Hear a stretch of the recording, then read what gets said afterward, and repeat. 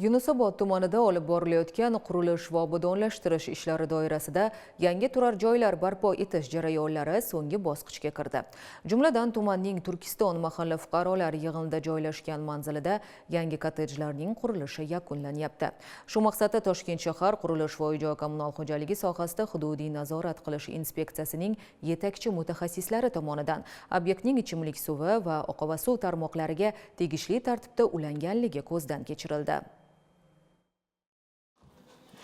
Olib borilgan tekshiruv jarayonida qurilgan kottejlarning loyihaga muvofiqligi, qurilish sifati, ichimlik suvi ta'minoti chizmalarining to'g'riligi, texnik shartlarda ko'rsatilgan standartlarga muvofiqligi, qurilish vaqtida kommunal tarmoqlarga zarar yetkazilmasligi ko'rib chiqildi. Zero yangi kottejlar markaziy suv tarmog'iga ulanish orqali doimiy va nazorat ostidagi ichimlik suvi bilan ta'minlanadi.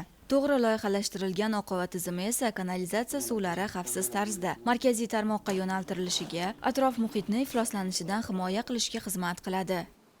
Iste'molchilarning suv ta'minoti va suvni chiqarib tashlash tarmoqlariga ulash jarayoni quyidagilardan iborat. Texnik shartni ishlab chiqish birinchi navbatda, suv ta'minoti va suvni chiqarib tashlash loyihasini ishlab chiqish va kelishish, suv hisobga olish priborini plombalash, suv ta'minoti va suvni chiqarib tashlash xizmatlarini ko'rsatish bo'yicha shartnoma tuzish jarayonidan iborat. Shahar ichimlik suv ta'minoti va oqova suv chiqarib yuborish tarmog'iga yangi ulanayotgan iste'molchilar O'zbekiston Respublikasi Vazirlar Mahkamasining 2014-yil 15-iyuldagi 194-sonli qarori 2-ilovasiga asosan markaziy tarmoqqa ulash uchun texnik shartlarni Yagona interaktiv davlat xizmatlari portali yoki davlat xizmatlari markazida ariza qilish orqali amalga oshiradilar.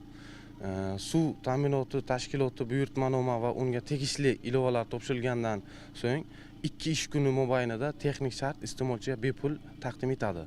Shuningdek, inspeksiya mutaxassislari tomonidan ichimlik suvi tarmog'iga o'zboshimchalik bilan ulanganlik holatlariga alohida e'tibor qaratilgani qayd etildi. Bu kabi qonunbuzarliklar aniqlanganda, amaldagi qonunchilikka muvofiq fuqarolarga bazaviy hisoblash miqdorining 10 baravaridan 15 baravarigacha, mansabdor shaxslarga esa bazaviy hisoblash miqdorining 15 baravaridan 25 baravarigacha miqdorda jarima qo'llaniladi. O'tkazilgan tekshiruvlar nafaqat texnik sifatni, balki qonuniylik va resurslardan mas'uliyatli foydalanish madaniyatini ta'minlashga qaratilgan. Yangi kottejlarning foydalanishga topshirilishi bilan Turkiston mahallasida zamonaviy infratuzilmaga ega, tartibli va toza yashash muhiti shakllanishi kutilmoqda. Mohina Bonu Ashurova, Tohir Abdullayev, Poytaxt.